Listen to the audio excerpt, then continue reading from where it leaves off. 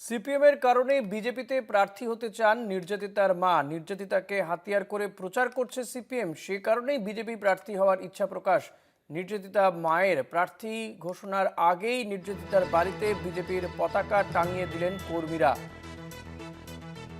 আর্জি করে নির্যাতিতার মা, তিনি বিজেপির প্রার্থী হওয়ার ইচ্ছা প্রকাশ করেছেন এবং বক্তব্য ক্ষেত্রে যে সিপিএম এর জন্যই নির্যাতিতার মা তিনি বিজেপি প্রার্থী হতে চান। যদিও আজকে বিজেপি যে দ্বিতীয় দফায় প্রার্থী তালিকা ঘোষণা করেছে সেখানে পানিহাটি বিধানসভা কেন্দ্রে কোনো প্রার্থীর নামই তারা ঘোষণা করেনি।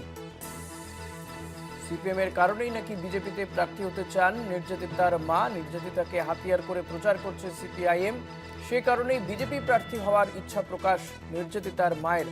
প্রার্থী ঘোষণার আগে নির্যাতিতার বাড়িতে বিজেপির পতাকা টাঙিয়ে দিলেন কর্মীরা। যে ছবি দেখতে পাচ্ছেন, জয়ন্ত মজুমদার রয়েছেন। জয়ন্ত, এক্ষেত্রে বিজেপির কি বক্তব্য? যদিও আজকে যে বিজেপি প্রার্থী তালিকা ঘোষণা করা হচ্ছে তাতে পানিহাটির প্রার্থী হিসেবে কারণ আমি ঘোষণা করা হয়নি।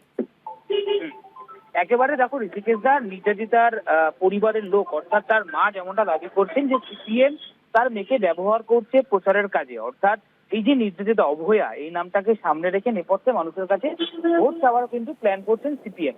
এখানেই তাদের আপত্তি এবং এখানেই তাদের মনের ভেতরে একটা কোথাও একটা গিয়ে আঘাতপ্রাপ্ত তারা হয়েছেন, মনের ভেতরে গিয়ে লেগেছে। সেই জায়গা থেকে দাঁড়িয়ে তারা বলছেন যে সিপিএম এর এই কার্যসিদ্ধি কোনোভাবেই করতে দেওয়া যাবে না। এবং পাশাপাশি আরেকটা এখানে কারণ কিন্তু রয়েছে, সেটা হলো যে সিপিএম কোথাও একটা তৃণমূলের ভোট কাটার জন্য কিন্তু অংশ নিয়েছেন। ফলত সেই জায়গা থেকে দাঁড়িয়ে নো ভোট ফর টিএমসি এই ইস্যুতেই তারা কিন্তু বিজেপির হয়ে লড়তে চান, এমনটাই কিন্তু তারা কিন্তু জানিয়ে দিয়েছেন।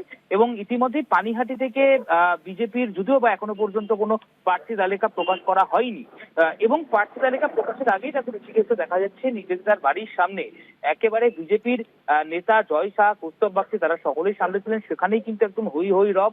কার্যত নির্যাতিতার বাবা নিজের হাতে করে সেই ফ্ল্যাগ তার বাড়িতে লাগাচ্ছেন, বিজেপির পতাকা।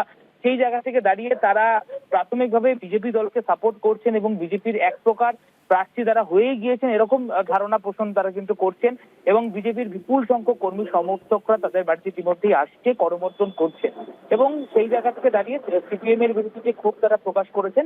পরিপ্রেক্ষিতে সিপিএম এর যিনি বর্তমান প্রার্থী হচ্ছেন পানিহাটি এই কনস্টিটিউশন থেকে কলতান দাশগুপ্ত, তিনি বলছেন যে আমরা নির্যাতনের বিরুদ্ধে গিয়ে সেই সময় লড়াই করেছিলাম, সেই সময় আমরা কোনো দল দেখিনি।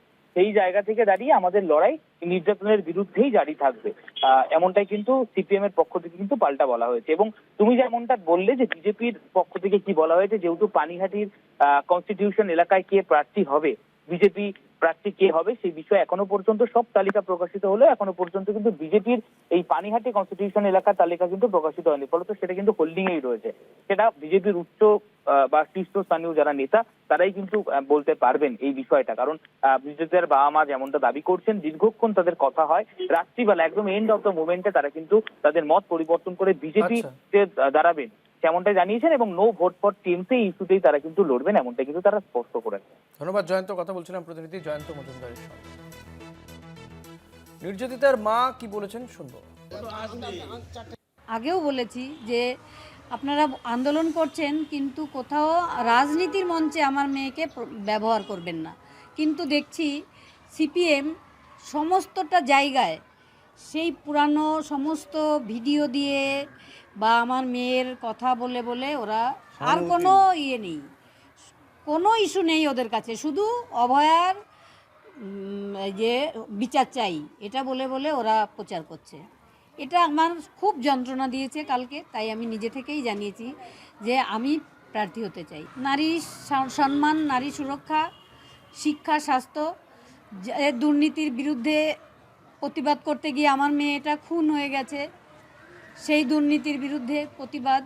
সেই কি দুর্নীতি ছিল যে আমার মেয়েটাকে আর বাঁচিয়েই রাখা গেল না, একটা সুরক্ষিত বলয়ের মধ্যে তাকে খুন করা হলো। সেই প্রতিবাদেই আমি